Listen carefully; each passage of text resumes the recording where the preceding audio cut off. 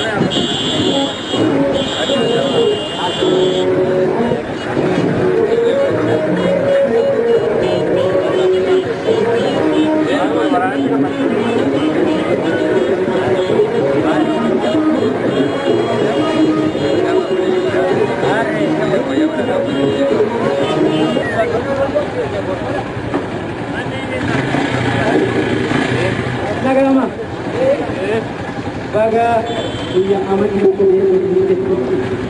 jirtu jirtu uummata Oromoo baga jiraattan.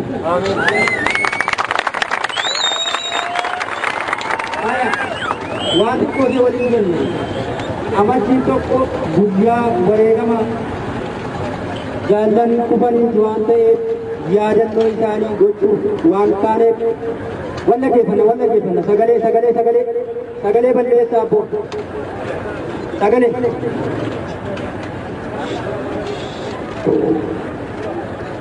guyyaan irraa guyyaa yaadannoo gootota amantii tokkooti. Kanaaf gammachuun kaleessa iddoo nuti dhaabbannu kana diina dhaabbachaa ture. Har'a garuu wareegamaan dhufnee iddoo kana qabanne kanaaf iyyuu wallaggeeffanna.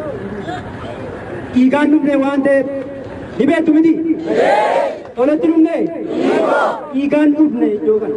Dhiigaan waan dhufneef guyyaa sanaa kaasnee guyyaa ija kanarratti immoo isin uummanni Oromoo waraanni bilisummaa Oromoo waan godhu beeka. Uummanni Oromoo waan dhiigaan dhufe kana waan godhu beeka. Nuti waan goonu waraanni beeka. Uummanni Oromoo immoo waan gootu beeka. Oduuriis tokkummaa godhatu tokkummaa yoo qabaatte waan guddaa cabsiti. Tokkummaan qabdu taanaan waan xiqqoodhaan kufuu dandeessi. Isa kanaaf baga geessan.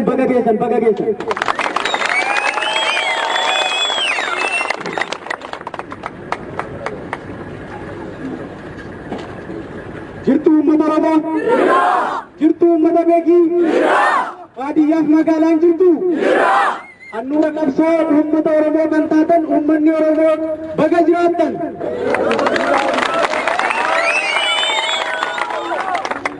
As ga'uun keenya qoosaatti miti. Aarsaa guddaa kaffaltanii waraanni bilisummaa Oromoos uummanni Oromoos guyyaa irraa kan argate dhiigatti dhangalaasee lafee itti cabse. Kanaaf qabsoon keenya adeemsarra jira ammayyuu godhabamin jira jechuudha. Har'a jiraachuun keenya kaleessa gamaaf gamanatti kan wal ilaalaa turre har'a kan jirru waraanni bilisummaa Oromoos uummanni Oromoos waliin jira jechuudha.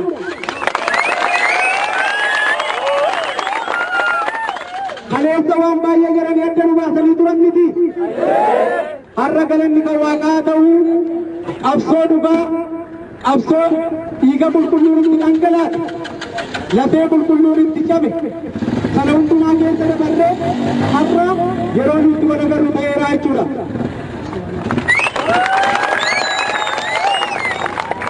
Asumaan illee guyyaan adda ta'ee kan beekamudha jechuudha. Innis amajjii tokko kan jedhamu lakkoofsi biyya kanaa lakkoofsi Itoophiyaa kan Habashaan oduu isheetii nuti ayyaanni Oromoon qabu inni beekaman amajjii tokko wajjin qabatudha jechuudha. Kan kanarraa hafe lakkoofsa addunyaa kanarra jirtu keessa lakkoofsi Itoophiyaa addadha. Biyya kam yoo deemtan iyyuu lakkoofsi Itoophiyaa kun hin jirtu. Oromoonis qabsoonsaas seenaansaas dorgommeensaas addunyaa waliin. Kanaaf iyyuu amajjii tokko kana yeroo ayyaana isaatiitii jechuudha. Guyyaan amajjii tokko kun addatti kan beekame guyyaa ayyaana waboo yookaan waraana bilisummaa Oromooti.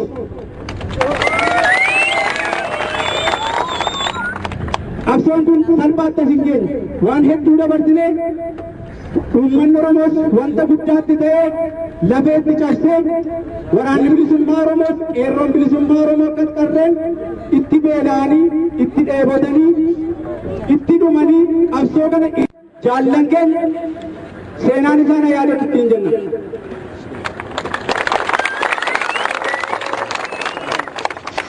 Har'a akkanatti wal biratti bareennee gaafa mul'annu waan salphaatti dhufne fakkaata.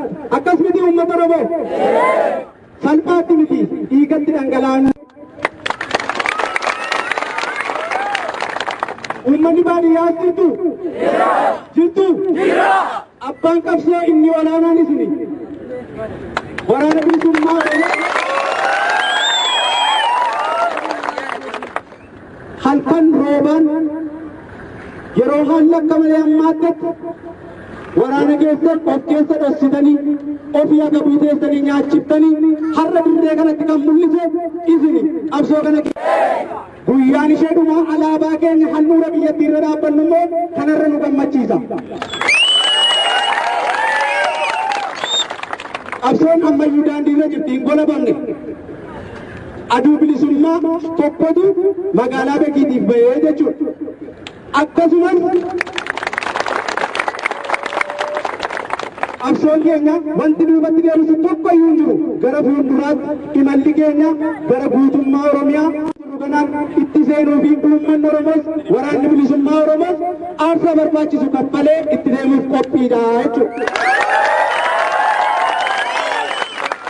Qophii Oromitii hundi keessanuu sodaa tokko qabnu miti akkas uummata Oromoo.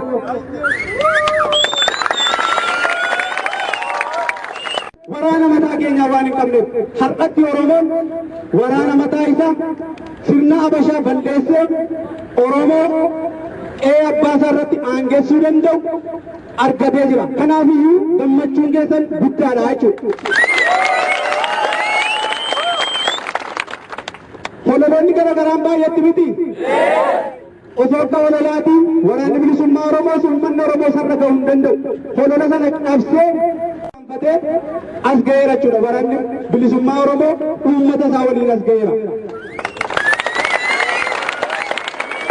Ammas immoo qabsoo keenya boodatti kan deebisu tokko iyyuu hin jiru. Hololli garaagaraa tokko iyyuu isin irraa hin uummata Oromoo.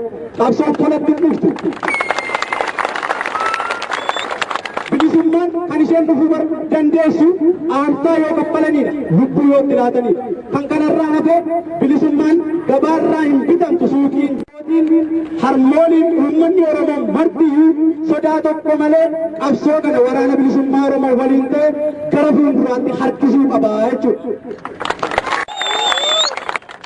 Dhugaan hin kallatti malee hin cittu akkuma jedhamu qabsoo dhugaan hagam yoo turtes hagam yoo rakkinni itti uummates yeroo isaatti galma hinuma ga'a. Akkas miti. Haleessa qawwee caccabaa baatu jedhaa turan miti. Har'a maal ballee jirra? Meeshaa ammayyaa hundayyuu ammallee jirra. Kana kan finne dhiigaan irraa fuudhatti tolatti namni nu laate tokko iyyuu jira? Hin jiru. Lubbuu keenyatti waree dhaabbachuun immoo gara maaliiti? Abbaa taankii sana irraa buqqifne ofii keenya abbaa taankii ta'uudhaaf jiru.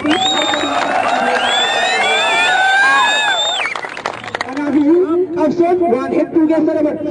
Haala mijataa irratti hin geggeeffamtu. Waan qophaa'aan qabsoon geggeeffamti taanaan qabsoo yoomiyyuu galma gahuu hin dandeessu. Rakkina gidiraa hundumaa keessa dabartee qabsoo yeroo isheen dirree kanatti baatu har'a namatti bareeduu dandeessu. Kanaaf yeroo adda addaatti mootummaan uummata Oromoo irrattis ni geggeessu. Waraana bilisummaa Oromoos uummata Oromoos adda baasuu hin danda'an. Akka galaanaa fi